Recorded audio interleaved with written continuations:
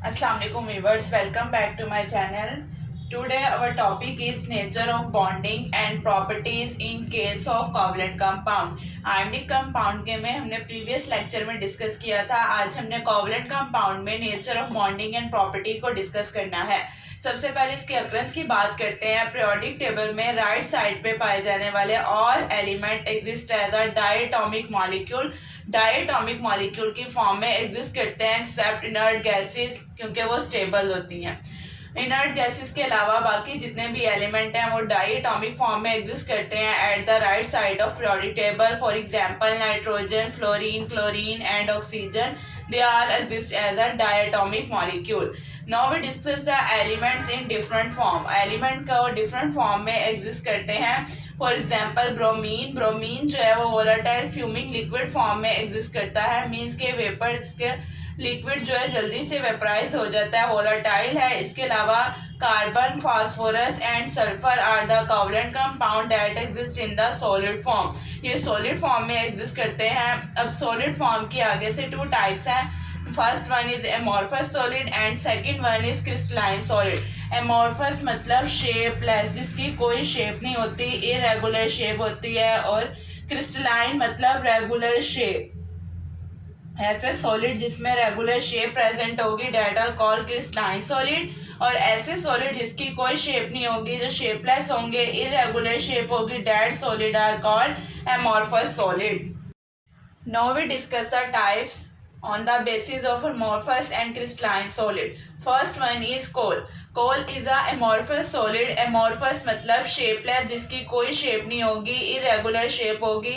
कोल को हम simple word में कोयला भी कहते हैं. अब ये कहाँ पे यूज होता है? It is use as a fuel in electricity generating plant. जहाँ पर बिजली बनती है उन प्लांट्स में यूज होता है एज अ फ्यूल, और ये एक amorphous solid है. Next type is diamond.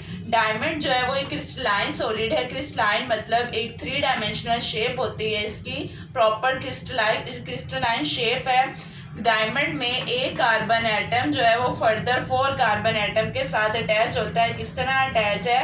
Suppose this is one carbon atom and it is further attached with 4 carbon atom 1, 2, 3 and 4, and this make a tetragonal shape.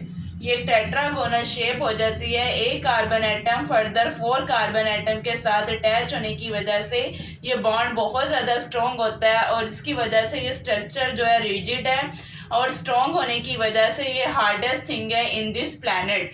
अब diamond कहाँ पे use हो रहा है, इसके यूजेस को देख लेते हैं. It is use for cutting, polishing and drilling tool. Cutting मतलब ग्लास को कट वगैरह करने के लिए यूज़ होता है. पॉलिशिंग में यूज़ होता है स्टोन्स वगैरह की. इसके अलावा ड्रिलिंग टूल्स मीन्स के हैवी मशीनरी के टूल्स को ड्रिल करने के लिए यूज़ होता है diamond. For example transportation industries में ड्रिलिंग टूल्स के तौर पर यूज़ होता है diamond. The last type is graphite. Graphite is a crystalline solid. Graphite एक क्रिस्टलाइन सॉलिड है. क्रिस्टलाइन सॉलिड मीन्स के इसकी प्रॉपर शेप है. ग्रेफाइट का जो स्ट्रक्चर है वो लेयर्ड स्ट्रक्चर है. मीन्स के 1 layer, second layer and then 3rd layer. Graphite के लेयर स्ट्रक्चर में hexagonal ring of carbon atom present है. हेक्सागोनल मतलब 6 कार्बन रिंग प्रेजेंट है. 1, 2, 3, 4, 5 एंड 6 कार्बन रिंग प्रेजेंट होने की वजह से ये लेयर स्ट्रक्चर शो करता है. अब ग्रेफाइट की एक लेयर दूसरी लेयर पे से जब स्लिप कर जाती है, देन इसमें मोबाइल इलेक्ट्रॉन्स प्रोड्यूस होंगे, जिसकी वजह से graphite is a good conductor of heat and electricity. अगर ग्रेफाइट के यूज़ की बात करते हैं, it is use as a lubricant in industry. As a lubricant use होता है जो फ्रिक्शन को कम करता है. ग्रेफाइट के लेयर स्ट्रक्चर होने की वजह से इसमें मोबाइल इलेक्ट्रॉन्स प्रेजेंट होते हैं, जिसकी वजह से ग्रेफाइट जो है वो गुड कंडक्टर है हीट और इलेक्ट्रिसिटी का. Now we discuss the covalent compound in gaseous state. Covalent compound को गैसियस स्टेट में डिस्कस करना है. एट रूम टेम्परेचर पर जो कोवलेंट कंपाउंड है वो एग्जिस्ट करते हैं as a low temperature boiling gases. Means के जितने भी कोवलेंट कंपाउंड है वो गैसेस की फॉर्म में एग्जिस्ट करते हैं.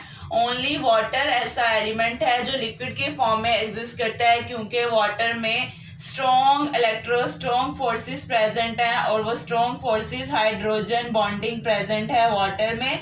जिसकी वजह से वाटर जो है वो लिक्विड की फॉर्म में एग्जिस्ट करता है and bar other exist in the form of gases. For example, methane, CH4, ammonia, NH3, hydrogen sulfide, H2S, hydrogen chloride, HCl, nitrogen dioxide, carbon dioxide and sulfur dioxide all are gases at room temperature. ये room temperature पर gases की form में exist करती हैं but only water is the element that exist in the form of liquid state because water में strong hydrogen bonding present है. Now we discuss the compound in liquid state. Water and hydrogen fluoride जो है वो liquid form में exist करते हैं. Liquid form में exist करने की वजह से इनका बॉइलिंग पॉइंट ज़्यादा होता है, हाई होता है बॉइलिंग पॉइंट. और बॉइलिंग पॉइंट हाई होने की मेन रीज़न है स्ट्रॉन्ग इंटरमॉलिक्यूलर फोर्सेस, क्योंकि इनके दरमियान स्ट्रॉन्ग इंटरमॉलिक्यूलर फोर्सेस प्रेजेंट हैं जिसको ब्रेक करने के लिए ज़्यादा अमाउंट में हीट चाहिए, इसलिए इसका बॉइलिंग पॉइंट ज़्यादा होता है. Covalent molecule like hydrochloric acid and sulfuric acid both are covalent molecule. When both are dissolved in water they completely ionize. For example, HCl hydrochloric acid को जब वाटर में डिजोल्व करते हैं इट कम्प्लीटली आयोनाइज हो जाता है, water में completely dissolve हो जाएगा और 2 आयंस प्रोड्यूस करता है, hydrogen ion and chloride ion. Completely ionise हो गया HCl. Like HCl, H2SO4 sulfuric acid also completely ionize in water and produce hydrogen and sulfate ion. Both are completely ionized in water and this show that both are strong acid. Strong acid के तौर पर behave करते हैं क्योंकि ये water में completely dissolve हो गए हैं. These all about the nature of bonding and property of covalent compound.